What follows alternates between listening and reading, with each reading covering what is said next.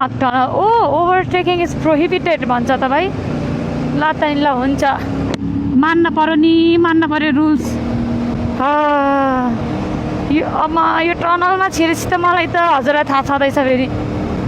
हेत तेरिका, फेरि मैले के जोसमा आएर यो टनलमा छिर्दा वाकेर मर्छु जस्तो हुन्छ भनिदिइहाल्छु। फेरि मेरो कति भ्युअर्सहरूले खाना खाँदा हेर्नु त रहेछ क्या तपाईँहरूले। फेरि गाडी गर्नु छ फेरि कमेन्टमा यार खाना खाँदा त्यस्तो नभन भनेर। ल ल ल है ल, हजुरले आफै बुझ्नु टनलमा आउँदा मलाई के हुन्छ भनेर। घपक्क भएको भएर हर्न बजाउँदाखेरि नि ट्वा हुन्छ क्या, पुरै इको आउँछ। सो पुनम पछाडि आउँदैछ, मियामिनी अगाडि गइसक्यो। सो त्यही हो गाइस। हेलो, हाम्रो नेपालमा पनि ट्रकमा दाजुभाइहरूले खतरा सायरीहरू लेख्नुहुन्छ नि त।